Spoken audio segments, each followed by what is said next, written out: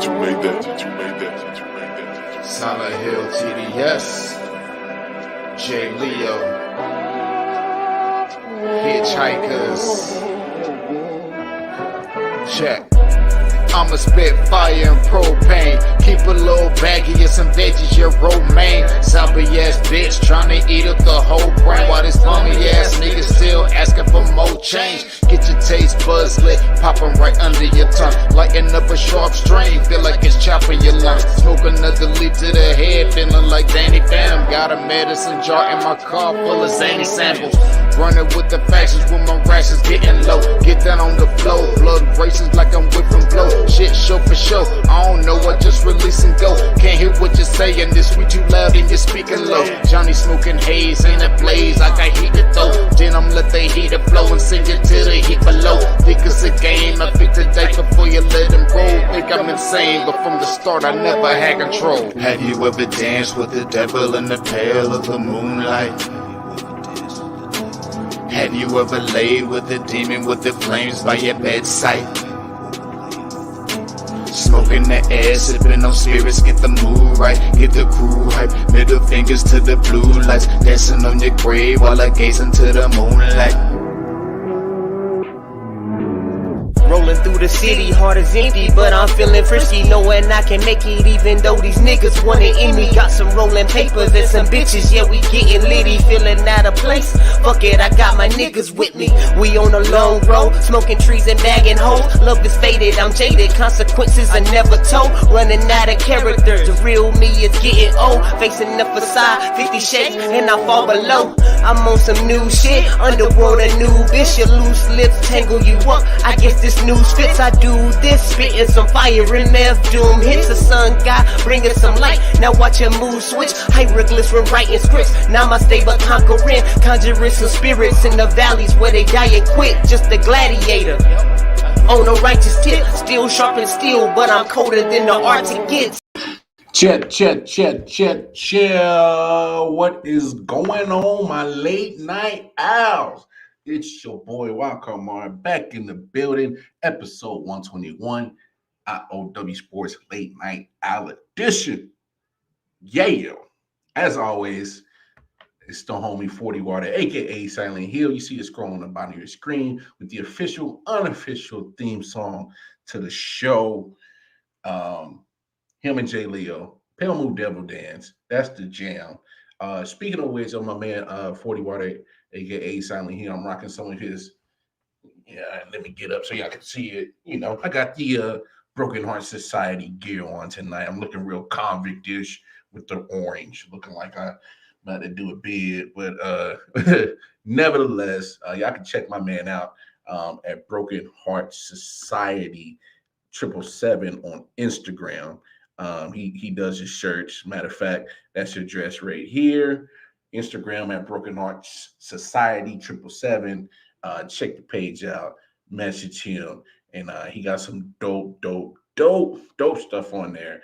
So definitely go support my homie for sure. But again, he does provide the official and unofficial theme song to the Late Night Owl Show. Now that we got that, it's all said and done. Y'all know the drill. Y'all going over to your respective app store, whether it's the Google Play Store or the Apple Store, whatever you get your apps at, on your phone, on your device. Y'all gonna get that I.O.W. Network app. A lot of great content on there. Matter of fact, you can check out my man 41. He got a couple songs on there, so we definitely got some music from independent as well as mainstream artists that's on there. A lot of great content from Air Paradoxica, White Vault, of course. I.O.W. Sports is on there. My sister podcast is on there. I Often Wonder. Young Pay, Young Go. What's up, brother? What's back, King? How you doing, my man? Shout out Young Go. He over there on Twitch checking us out. So much love and respect to that young king. He always taps in every now and then with me and come chop it up with me. So respect to you, my brother, man. Always a pleasure to hear, see your comments coming through. So shout out to him. Make sure everybody jump on YouTube. hit that like, share, subscribe button for us. Of course, like Young Mo, you can watch on Twitch, Facebook. We there. I mean, we everywhere. We are everywhere. I.O.W. Sports, I.O.W. Network. So definitely show us some love right there. Most importantly, how's everybody doing? Did everybody have a great weekend? I had a great weekend. As always, there was a lot of football going on. We'll get more into that. But I must start the show with a good old wild card Mar top play of the night. Now, this guy right here always been very hard on Russell Westbrook. I've been, I'm not a great fan of his game. Tremendous athlete. I just, never really cared for the guy because, not a lot of winning comes with him. Winning championships, I should say, when he's on your team. He just plays a style of basketball that, to me, just isn't team-oriented. But he's good for this. He's good for flashes. Like the big homie Nick Sean say, flash, no substance. That's what he likes to say. And unfortunately, I think Russell Westbrook fits that criteria. But he did make Wildcard Mar top play of the night. So I'm just because I don't like a guy's game, don't mean I can't show respect. So without further ado, Wildcard Mar top play of the night. With the ball, Utah now. Their bench is just 2 out of 12 from beyond the arc. Russ! Throw it down! Throw it down, Russ! Down the middle he goes! And then he gets a technical for taunting. I mean, he looked back at Rudy Gobert and had some words. That was some play. That's what Russ has been known for doing, though. Getting into the paint and then exploding. Did he ever explode over the top of Gobert? Oh, wow, that's just a monster dunk by Russell Westbrook.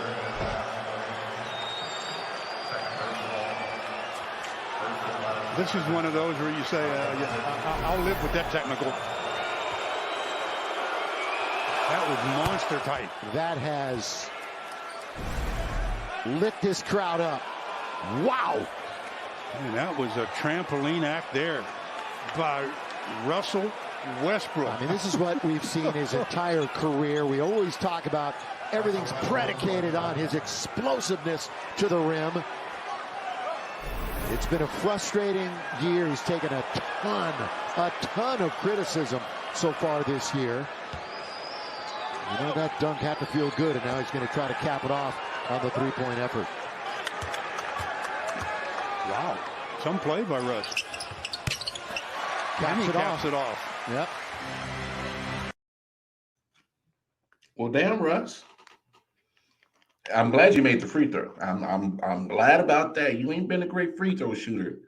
Damn, I gotta see that again. Oh my goodness.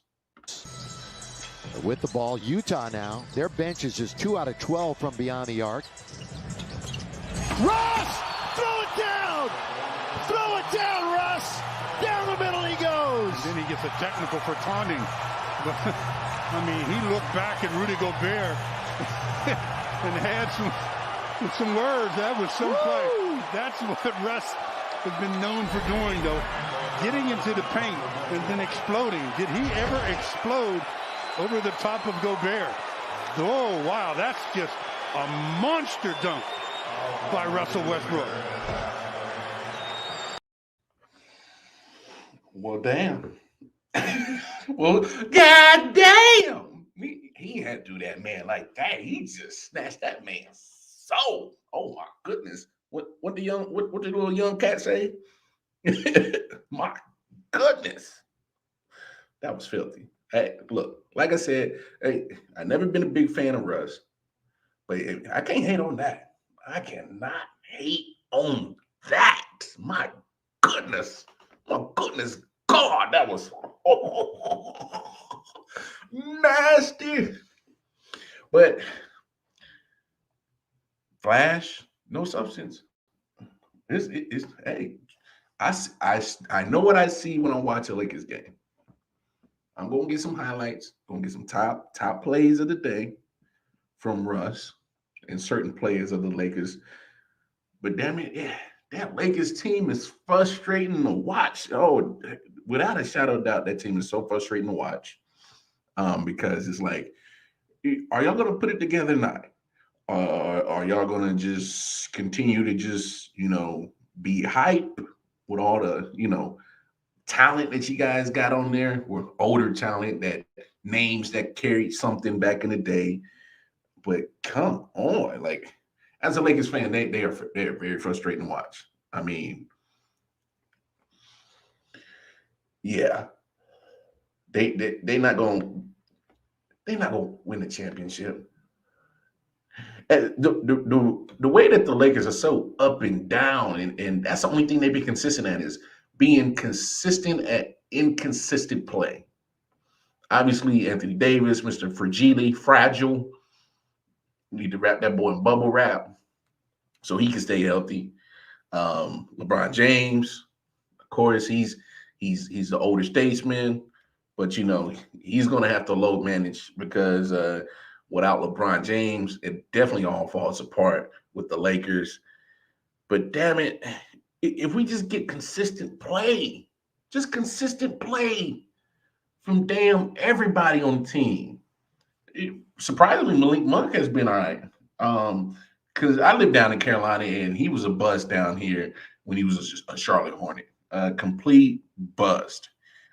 Absolutely,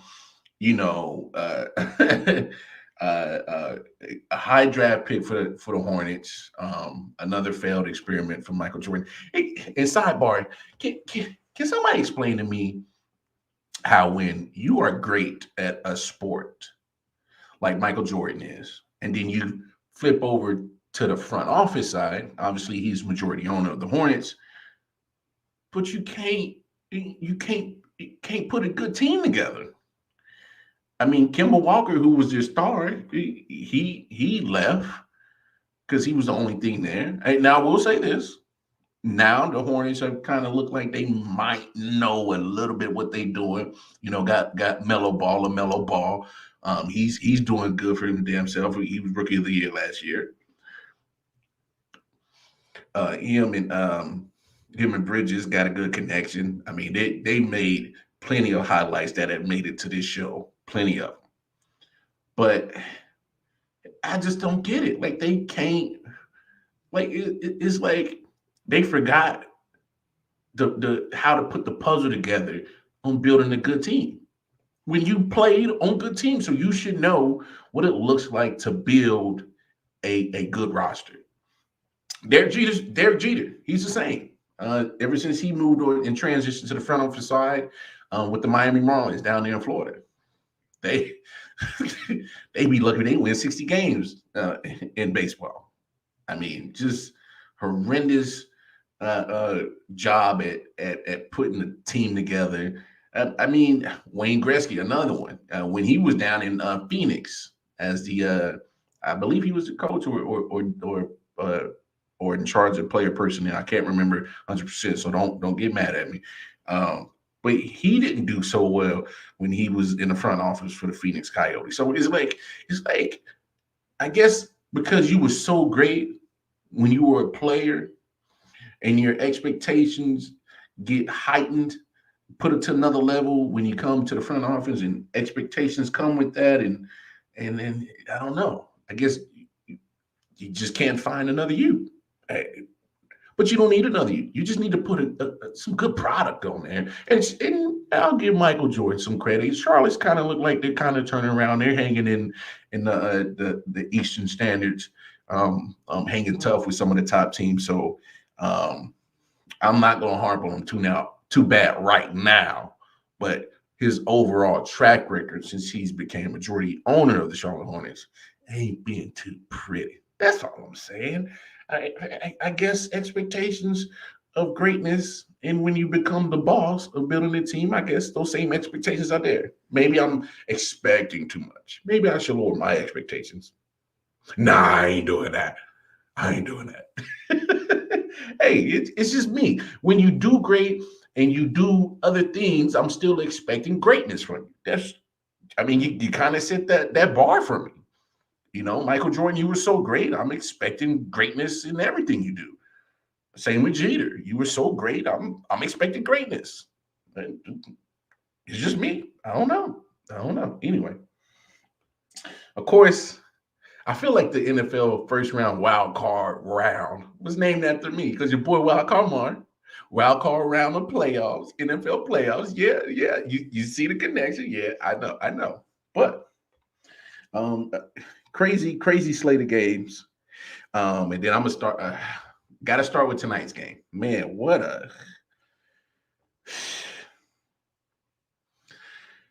the Cardinals. They didn't leave Arizona, and that's putting it nicely. The Cardinals just did not leave Arizona. I mean, they just my goodness. When you're talking about probably the most disappointing performance out of all the teams that played this weekend. So 6 games, 12 teams, they were the biggest disappointment of all 12 teams. But I'm not shocked. I'm not shocked that the Rams put an ass whooping on. I'm not shocked. And I say that because you see how the Cardinals were playing down the stretch. I mean, just look at their last few games. I mean, and it started with the Rams. So the Rams got them, and you couldn't bounce back the next week. You lose to the Lions, give the Lions their first win of the season, and the way in the hot start that Arizona started with. I mean, you're expecting to win that. On paper, you should win that. But that's why you don't go by paper all the time. I mean, you got to play the game. So they lose to the Lions, lose to the Colts, who are a good team. They were able to bounce back and beat the Cowboys. Yay, beat the Cowboys. We'll talk about them in a second. And then last game of the season, you play a Seattle Seahawks team that is playing for pride because they weren't going to make the playoffs. They were playing for pride, and you had the chance to win the NFC West because the Rams lost that day. They lost to the San Francisco 49ers. All you had to do was win. And you lose to the Seahawks at home. This is what? The second or third year in a row that the Arizona Cardinals come off to this blazing hot start. Halfway through the season,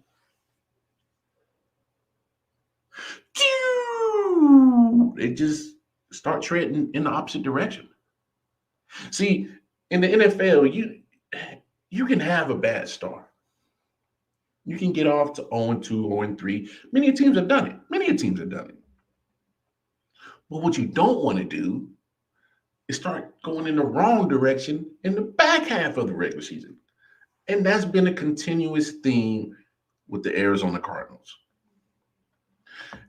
I might have a theory on it, just a small theory. Rock with your boy for a second.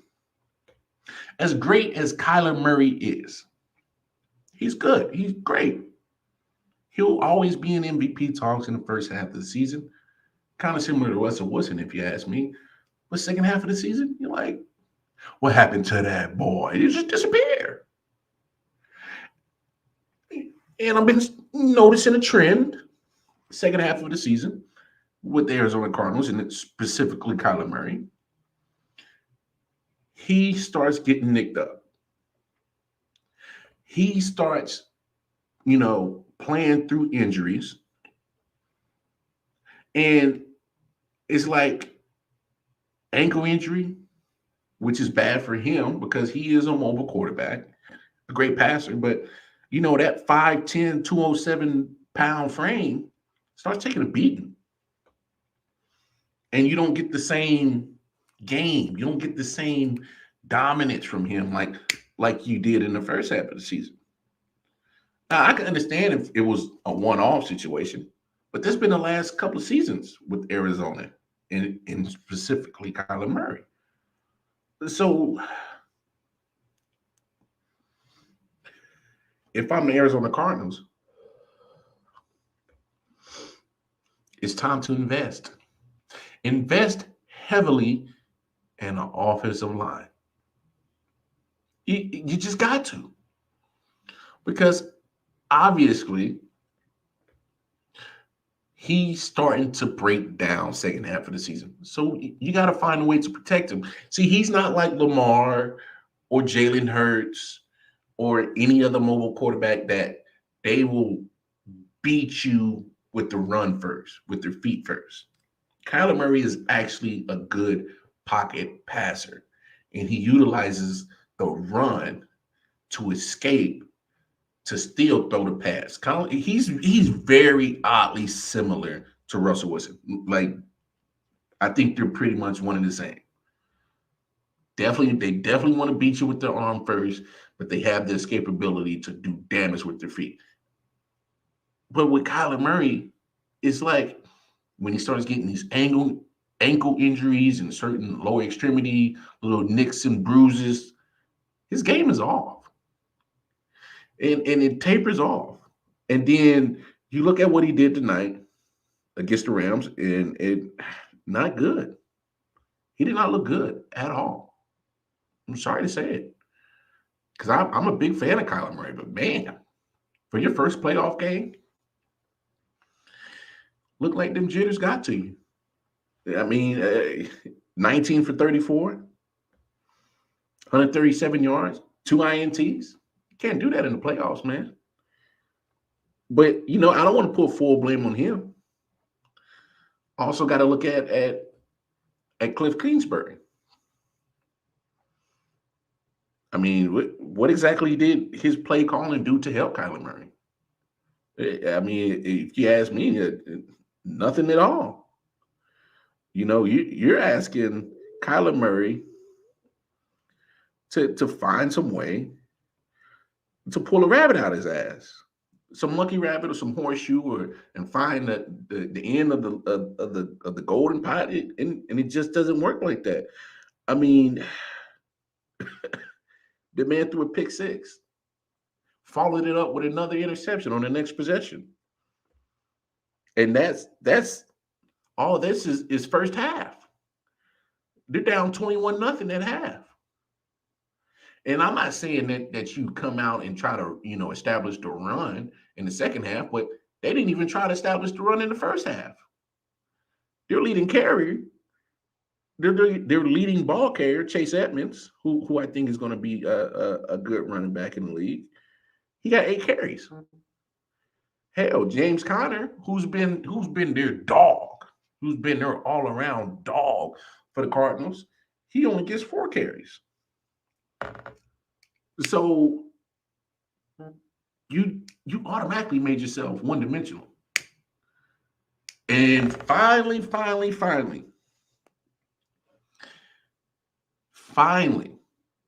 it all paid off for the Rams. All those trades that they made at trade deadline, or just to trade to get Von Miller, he finally, contributed. He got 6 tackles. 6 solo tackles and a sack, 3 tackles for losses. So he finally paid off. Odell, his stats aren't blaring, but hell, anytime you get in the end zone, you're contributing something. So you're starting to see that this Ram team might be a threat. They got to go to Tampa Bay next Sunday. I'm looking forward to that matchup. Because the Rams, like the Saints in the regular season, have been able to have Tom Brady's number. And now I get it. Regular season don't count for the shit in playoffs. I get it. I understand. But to me, it counts for something because you can show that you can beat this team. Now, I get it. I know. Please, people, don't jump on your boy. I know playoffs are a different animal, especially Tom Brady is a different quarterback in the playoffs. I get it. But damn it, Aaron Donald, doing his thing, taking on 2 blocks, sometimes 3. They got to free up Leonard Floyd, and they got to free up Von Miller. So those 2 got to eat. Somebody got to eat when one man is taking 2-3 blocks. That's the advantage you got when you got Aaron Donald on your squad. And Rams finally put it all together. They were kind of starting off slow at the end of the regular season. So I was happy to see that they were able to do their thing. Hell, OBJ even threw a pass tonight. Matthew Stafford finally got a little monkey off his back. 13 for 17. Not a lot of attempts, but hell, when you're running game and when you commit to it, which is what I wanted to see. And I think that's what got away from the Rams, is because you see how the team was built under Sean McVay. When they had, what's that man's name? Jared Goff. He had some arm talent, but you knew he was limited. He was great coming off the play action, coming off the bootleg. You saw the Rams get back to what they do. When Sean McVay had Jared Goff, they were more of a run team, and everything else played off the success of the run. Now when you get Matthew Stafford in, you got better arm talent, you got a better quarterback for sure, without a doubt. It's an upgrade.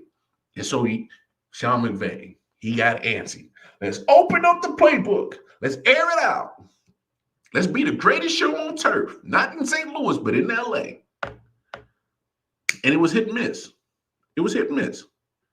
And you saw the Rams literally winning a lot of games because they just had pure talent, but they weren't putting everything together yet. So when you see tonight, Cam Akers, and wow, Cam Akers looked good tonight. I know he had 17 carries for 55 yards, but he was running with some intensity behind his runs. And that's a man in training camp in June, right before training camp, had an Achilles injury. And he came back and did damn good. That takes something. I believe he had an Achilles, but come on, he looked good for what he did. He looked damn good. And then Shoney Michel, 13 carries, 58 yards. Hell, even Matthew Stafford did a little running, got himself a rushing touchdown. But that's what the Rams needed to do. They needed to get back to the original identity that put them on the map since Sean McVay became a coach there. Establish the run. 38 carries, 140 yards as a team. That's what you need. Because that's going to open up everything else. And credit to the Cardinals, they didn't let Cooper Kupp get go bananas. But he still has his 5 catches, 61 yards and a touch. So I'm telling you, if the Rams can repeat this next week against Tampa Bay, I don't know, y'all. Champs might get dethroned. I know it's in Tampa, but the Rams been able last year, went down to Tampa and beat them in the regular season. I know, guys. I know it's regular season. I know. Tampa went to LA this year. Rams walked away with that victory. I know it's regular season. I know. But there's a seed planted in that head of some of those Tampa Bay Buccaneers team. And be like, man, we got to see these cats again. They had our number the last few times we saw them. I think it's going to be a great game. I think that's going to be a damn good game. But, man, the Cardinals just another disappointment. Another year that they disappoint. Because they got the talent on that squad. They definitely missed D-Hop tonight. DeAndre Hopkins definitely changes that game. I don't know if they still win, but it changed that game. It definitely do. But no, those Cardinals, they have to, absolutely have to invest in online because there's too many good pass rushers in this league to not protect your quarterback. That's how you win the game. You got to win the trench war. Got to win the trench war, got to win the time of possession war, and you got to win the turnover war. They lost every last one of them tonight. Every last one of them. Lost time of possession war, lost to trench war, lost to turnover war. It was a downright beatdown. Downright beatdown from the Rams. Of course, the games kicked off on Saturday. You had the Raiders come up just a little bit short. Thank you. I know I'm a Chiefs fan. I will never root anything positive of the Raiders. But as a Chiefs fan, I know I'm supposed to always hate them, but I will give the Raiders credit when credit is due for all the bullshit off the field that they had to deal with this year. And to make it to the playoffs means something. That matters. And if I'm the GM, they don't have a GM no more. Mike Mayock got the can, which is fair. Because if you're going to start over, you lost your head coach because of his mouth and his emails from years ago, whatever. He's a direct connect to Gruden. So in order for the Raiders to move on, 100%, you got to get rid of anything resembling John Gruden to move past that whole shenanigans shit and get to your future. So whoever the next GM gets that job, I would quite honestly keep Bisaccia. I call him Goldberg. For all my wrestling fans, he does remind me of Bill Goldberg a little bit. He kind of looks like him, got the goatee, the bald head. So Rich Bisaccia, to me, in my opinion, deserves a shot to take that interim tag off his title and become the head coach of the Raiders. I don't know if they're going to let it do it. Depends on what they do with the GM. But there's been other successes of special teams coaches turned head coach. I mean, the biggest example was John Harbaugh down in Baltimore. Consistently puts the Ravens in playoffs. Consistently puts them in the playoffs. Consistently has that team being a threat to take the AFC crown. I say give Bisaccia a shot. Let them do it. Because it means something. It absolutely means something to rally a team after all the bullshit off the field they had to deal with, which can easily derail a team. Just alone losing John Gruden could derail any team. Just losing your head coach. Then you had the Henry Ruggs situation. They managed to work through that. Then you had Mr. Bang Bang David Arnett. I'm the killer on Snapchat, Instagram, pointing my guns. Yeah, they got through that. And then before the playoffs, they had to deal with another knucklehead driving drunk. Like, Raiders do what Raiders do. They do Raider shit. They will always find a way to mess up the season. But yet, I will give them credit. They managed to drag their asses to the playoffs. And they put up a big fight. I'll say this: when I was watching that game, the refs were letting the Bengals cornerbacks being a little hands-on,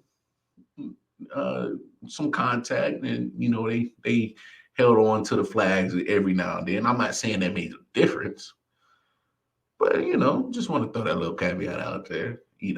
Damn, I feel sick to my stomach. I'm over here giving praise to the Raiders. I know I feel disgusted right now, but hey, respect is respect.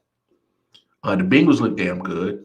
I think they kind of let off the gas pedal a little bit. That's one thing that worries me with that young team. And Zach Taylor, a young coach.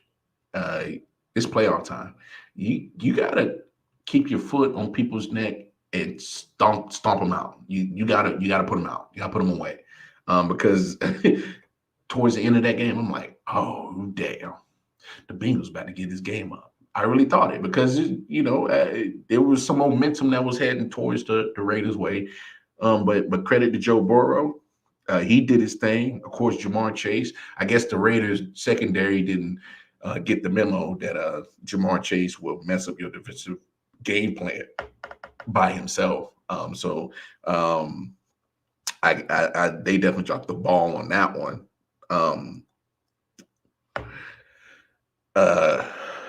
No. Big ups to Joe Burrow. His first playoff game, he had a good game. 24-34, 244 yards, 2 TDs. So he did his thing. Got a couple sacks in there, the Raiders did, and I think that's one thing that scares me, because I made a big fuss at the draft. So if anybody goes back to our YouTube page and look at our draft special, um, I literally was like, no, you don't do it. Don't get the flash with Jamar Chase because you have bigger needs. Your quarterback just came off an ACL injury because you couldn't protect him last year. And I was like, no, you go get the necessity, not the want. And Joe Burrow lobbied for it. The franchise gave into it and picked his buddy from LSU. And hey, it worked out. But there's still glimpses of that Cincinnati Bengals offensive line being average and being suspect at times, and getting Joe Burrow into some sticky situations. I would just hate to see him get hurt because they got a average at best offensive line. Got to protect the franchise. QB's the franchise. You got no quarterback. You got no shot to win. Period. That's how that works in this league. But a lot of weapons on that offense for the Bengals. Of course, Jamar Chase, CJ Uzama, their tight end, had a good game. He got a touchdown. Came up with a couple of big catches. TJ Boyd, T Higgins. I mean, they got some players on that offensive line, on that offensive side. It's just, can they keep Joe upright, and can their defense, which is opportunistic, they're not like top best, like they're about an average defense, but can they stop somebody? That's going to be a good matchup with them in Tennessee. Can Tennessee, coming off the bye, no word, I haven't seen any word on the status of Derrick Henry, if he's off IR, if he'll suit up at all. We'll probably see more information coming leading up to Saturday's game. So we'll probably see that. But if he does suit up, but here's the thing. The Titans have still maintained a good running offense without Derrick Henry. I know it's not Derrick Henry, but Hillard's been all right. The team's still been able to rush the ball.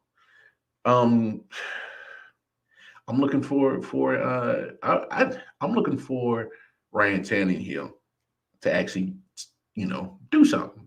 Don't rely on your running game. I want to see if he's going to be able to lead the team as the quarterback. But that's going to be a good matchup for sure. I'm not sure who I'm going to pick in that game once we get closer to the end of the week, but I'm kind of leaning towards Cincinnati. I mean, not because I got orange on today. No. It's, they're just fun to watch.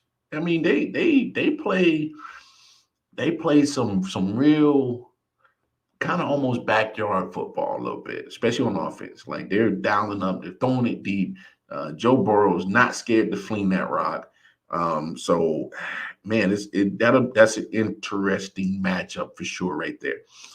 Then, of course, you had the beat down on Saturday. Buffalo Bills beat the brakes off of New England Patriots, 47-17. And man, the Bills proved me wrong. I picked New England to win that game only solely on the Bill Belichick factor, because I figured that he would do his best to take away Buffalo's biggest threat. And quite honestly, I mean, they were able to slow Stephon Diggs down. He only had 3 catches for 60 yards, but he's averaging 20 yards a catch. So the catches he got were big catches. So they didn't necessarily slow him down. But I give Sean McDermott and Brian Daboll their credit. They were able to get a lot of people involved in that game. And they 29 carries for 174 yards. Damn it. Look, Buffalo has been terrible at finding a running game all season. But last few games, they were able to get Singletary getting going, Zach Moss, and damn it, lo and behold, in the playoff game against the master Bill Belichick, they ran the ball down New England's throat. And man, this is key right here. So you get 16 carries, 81 yards, and 2 touchdowns from Devin Singletary. So he did his thing. But man, I'm looking at Josh Allen though. Good Lord, did he have a good game? Passing and rushing. He goes 21 and 25, 308, 5 touchdowns. 5 touchdowns. 5 touchdowns. Hell of a play that he made. He was the Dwight Clark and Joe Montana-esque type of play that they had to score that first touchdown. That was a thing of beauty. I'm looking at that. I'm like, oh man, he's about to throw this ball away. Took a hit.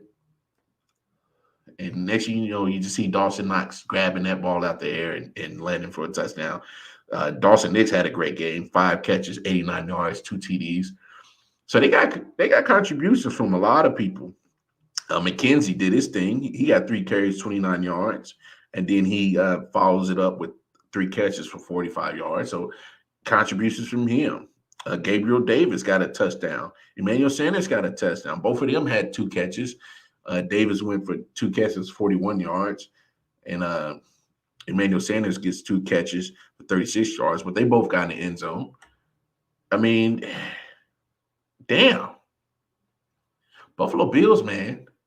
They got to come see my Chiefs. And of course, I'm a favorite of my Chiefs, but damn it. The way that the Chiefs started off slow against Pittsburgh, took them almost a quarter and a half to start get going. Can't do that against Buffalo. Because Buffalo, they're going to come in Arrowhead and try to bring the pain. I'm looking at Mac Jones' numbers, 24-38, 232 yards, 2 TDs, but had 2 interceptions. He looked pretty average. He looked pretty average yesterday. He's a rook, but I'm not gonna, hell, it's playoff time. You've been in the big moments at Alabama. You know how serious the game and how you gotta take it to another level. So I'm not gonna keep leaning on that rookie shit too much longer. He looked pretty average yesterday. Made a couple throws, but he missed some. Man, New England just couldn't get going. 20 carries for 89 yards. That's not your typical Belichick type of stat line, especially in the rushing department. So Buffalo did the thing on defense too. Shut down what New England wants to do. Shut it down. And they said, well, Mac Jones, you're gonna have to beat us. And he couldn't. And then on Sunday, of course, you had the Eagles and Buccaneers. Tom Brady does what Tom Brady does, playoff time. And in the team that he does, Tampa Bay's defense, they did their job. They shut down a one-dimensional team. Philly's a one-dimensional team. They can't run the ball. They can't get started. And that's exactly what happened. Philly, and it sucks to say this because I'm a big fan of Jalen Hurts. I will always root for him because I like that young man. He just didn't have a good game. Just didn't have a good game at all. He was running for his life. He missed some throws. Hey, I'm not gonna, candy coat it. He missed some throws. Period. But I'm not going to put it all on him. And the reason why is because I think him and Justin Fields are in the same boat. A lot of great talent, good mobility that they can escape. But when you're running for your life because you don't have a great offensive line, it makes it real tough. It makes it damn tough to win a game. So I hope that the Eagles invest in the needs. Not wants, need to fix that offensive line. They need to. And I would say, invest in a good quarterback coach that's going to help develop Jalen Hurts as a passer. Help him see the field. Help him make sure that he's hitting his reads. But then again, if you're not giving time, because your offensive line is pretty shot. Besides Jason Kelsey at center and Lane Johnson on right tackle. Other than that, man, you got three liabilities on that offensive line. And when you play Tampa Bay, who likes to get after you with just their front four, I mean, that's evident. We've seen that in the Super Bowl. We've seen that pretty much the last few years with Tampa Bay. They're sending forward, and Philly couldn't block them. They couldn't stop them. Pressure all day, and that was just it was over pretty quick. So those little 15 points that Philly got was definitely garbage time points. So that 15-31 score is not indicative of the absolute domination that Tampa Bay had put on display Sunday afternoon. And then I'm going to skip that other Sunday afternoon game, and I'm going to go to the Chiefs game and Steelers. Look, Pittsburgh, this is what you got. This is what happens when you refuse to find a future solution to your most important position at quarterback. Ben Roethlisberger been shot. His arm or his talents have been diminished for more than just this year. They have been gone for at least a couple of years. The writing has been on the wall. I don't know why they never addressed it. Why they didn't think to, hey, let's start thinking about our future at quarterback. Ben's getting up there in age, starting to have some injuries. You know, old man can't move like he did. Look, this point in Ben's career, which I'm glad hopefully he's calling it a career, that man has the mobility of a statue. He is a liability that back there when you got pass rushers coming at him. I mean, just it's brutal honesty. I mean, he's lucky that the Chiefs only got 2 sacks yesterday. Could have been more. But, the game was 7-7 halfway through the second. Next thing you know, it's 21-14 at half. You blink, Chiefs didn't put up 42. Najee Harris had a fumble, his first in career. He picked the wrong time to do it. Can't do that in playoff time. But I think that's just an outlier. He couldn't get going. I know he was coming in already questionable as it was. So Pittsburgh, they couldn't get the ball going, running the football, passing wise. Ben he has to throw 44 times. Anytime Ben has more than 30 attempts, man, good luck, because that means you're one dimensional at that time. Good luck, good fucking luck. But no, as a Chiefs fan, I don't like the slow start. Like I said, if they start slow like that against Buffalo, the Chiefs will be in some damn trouble, period. You can't do it. What's up, Ryan? What's up, baby? Yeah, Chiefs, baby. Hey, we got a good win, but we got to keep it real, Ryan. Chiefs cannot go a quarter and a half on offense looking slow, out of sync against Buffalo. We've already seen what Buffalo did this year. Week 5, they went into Arrowhead and dominated the Chiefs. Period. Ain't no other way around it. They went into Buffalo and they went into Kansas City, I should say, my fault, and did work against the Chiefs.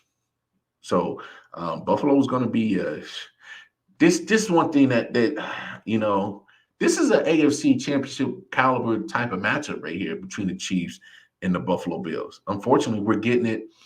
You're damn right, Ryan. Fight of our life next week. The Chiefs are definitely in a huge fight. And that's why I'm saying they can't start slow. When you see what Josh Allen did, 5 touchdowns, you got to be a little bit worried about that. I mean, don't get me wrong. Of course, Patrick Mahomes in the offense finally got it in the groove, and he throws for 404 yards and 5 touchdowns himself. Went 30 for 39, pretty efficient night from Patrick Mahomes. But can't start slow against Buffalo. Can't do it. It won't end up good for the Chiefs. So hey, folks, football fans, you are getting an AFC Championship caliber matchup in the division round. That's going to be the game of the week. And if you guys saw it, they're putting it at the last game of the weekend. And they're doing it for a reason because those ratings are going to go up. You get the matchup that people want. Josh Allen, Patrick Mahomes, Buffalo Bills, Kansas City Chiefs. I mean, it writes itself. So that's why you put that as the last playoff game next week, because that's going to be one hell of a damn game. I mean, I got to give a shout out to Jared McKinnon, man. I mean, Clyde Edwards-Helaire couldn't go. The Chiefs really don't have a feature back. I mean, they're pretty much a running back by committee type of team. Darrell Williams was coming in hobbled. Obviously, you know, I see that the Chiefs still get 106 yards rushing, but damn it, you know, 29 of it's coming from Patrick Mahomes because he scrambled when nothing was open downfield. Kelsey needs 2 touchdowns next week against Buffalo. 2, hell, get as many as you can. Get as many as you can. Hey, Kelsey can have 5 as long as the Chiefs come out on victory. You know, of course, I'm rooting for the squad, but it's literally who's going to be able to get a stop. That's how I'm seeing it. Throw 2. I mean, I kind of like the quarterback we got. You know, I don't want too many gadget plays with Travis Kelce. Don't get me wrong. He threw his little touchdown pass in the red zone last night inside the 10-yard line, but I prefer that 1-5 he continues to throw the rock and gets to touchdowns, to throwing touchdowns. But hey, I'll take any scoring as a fan from any Chief. I don't care who does it. Just get it done, because that's a tough matchup next week, man. Because I think this is and then you also look at the defenses of both of these teams. Buffalo has been a top-rated defense pretty much consistently all season. And, you know, the Chiefs defense started off slow. But since like week 8, they've been one of the best defenses. So, honestly, guys, this matchup with Kansas City and Buffalo can go either, you know, it can either be a high-scoring game because both have dynamic offenses, or this can be a real slug-it-out game too because both defenses are playing damn well. Hey, I mean, obviously, those are the only 2 options. I don't see a blowout. I don't. I absolutely don't. There's no way I see a blowout in this. But it's either going to be a high-scoring game with little to no defense, and whoever actually gets a stop or takes a possession away might be the winner. That's the only way I see this game going. I don't see a blowout. I mean, these are 2 great teams. And then of course, you had the San Francisco 49ers and the Dallas Cowboys. We them boys. No, you ain't. No, you ain't. You them boys are sitting on the couch now.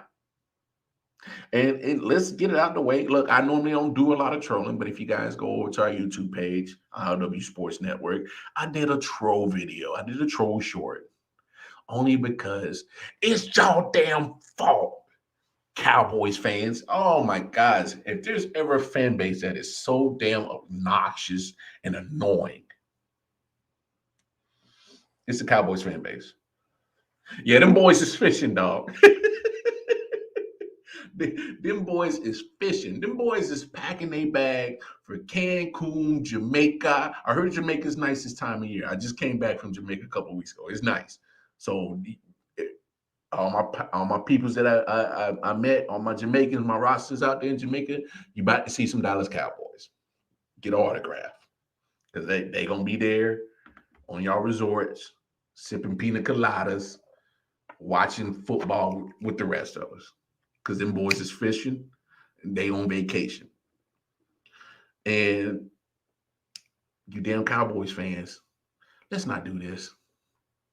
This is what we're not going to do, Cowboys fans.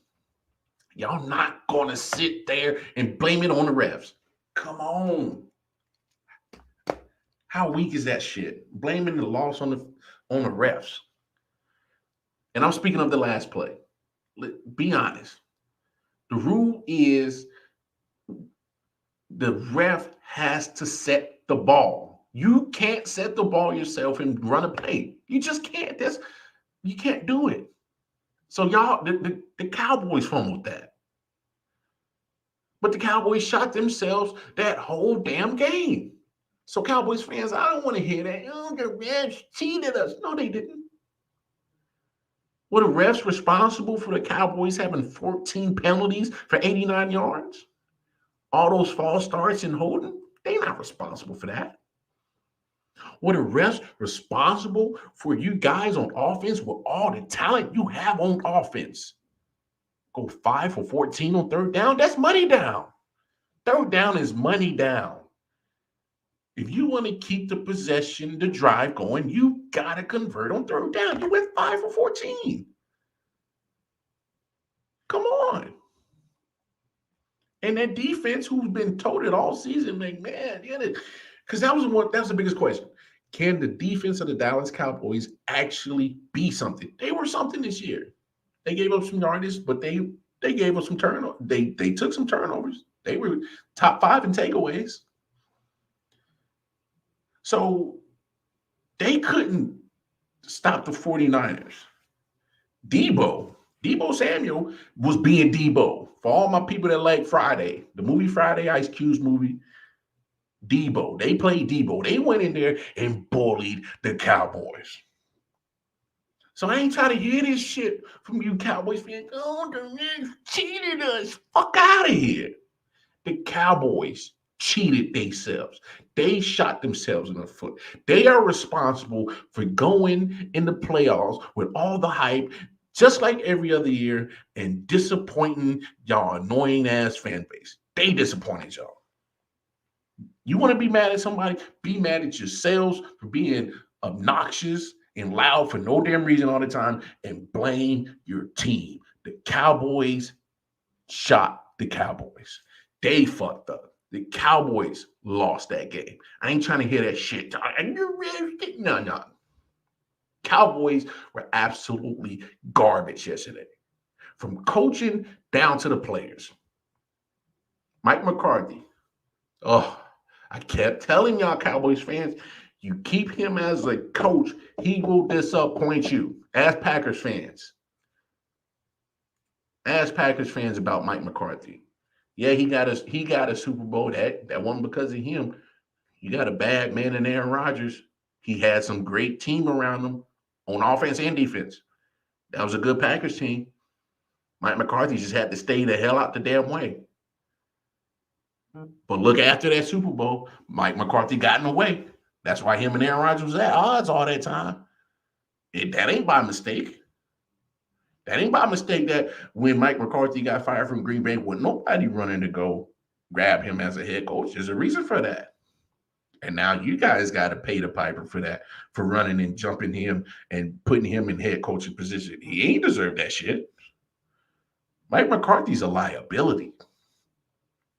He wants to be Mr. Analytics. Go for it on fourth down here, but you're shooting your team in the foot. Play calling. And Kellen Moore, I thought was a great offensive coordinator. He was questionable on some of these decisions. So who's ever part of the play calling? Well, I'm blaming it on both of them. The coaching was terrible. They did no service to those players, and the players didn't do no service for themselves. So I ain't trying to hear that shit, Cowboys fans. Oh, the refs,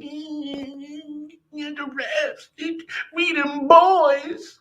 Yeah, y'all them boys fishing. Like my man Ryan said, them boys is fishing.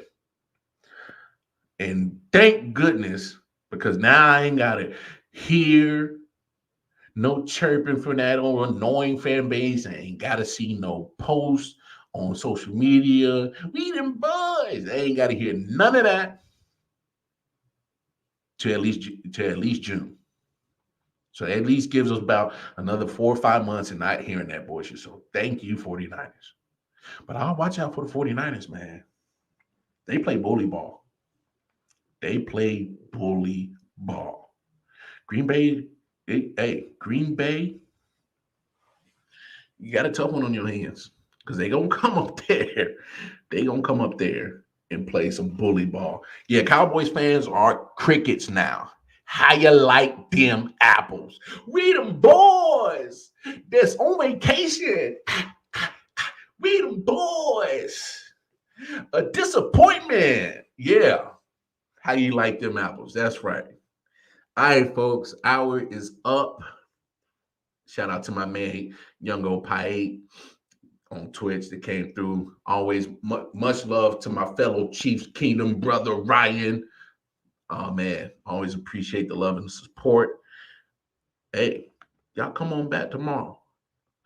Same channel, same midnight hour, same wild card Mar. Y'all go enjoy y'all day and have a wonderful Tuesday. I'll see y'all later. Yo, sound like Halo TD Hurst. Let's get it. Let's go.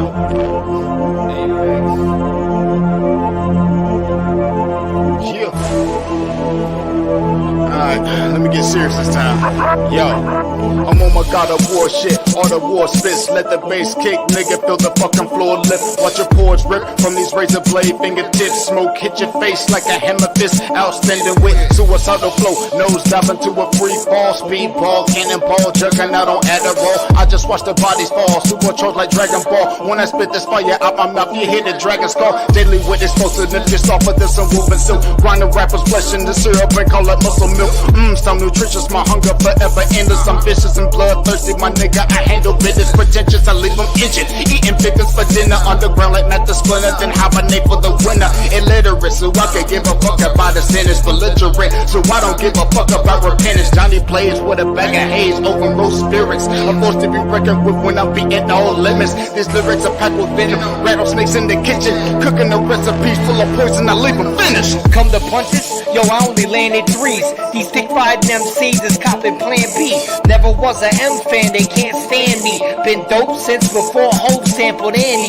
If it's smoke, I ain't gon' blame the jammy. Cause smoke, my hands is nicer than your granddaddy. Don't spar unless you a beast and a half. If you same boat when I put feet on the track, I fuck MCs up, I'm bringing evil back. Yea, though I walk through the valley, I push it. They gon' find rappers that got at me in my footprints.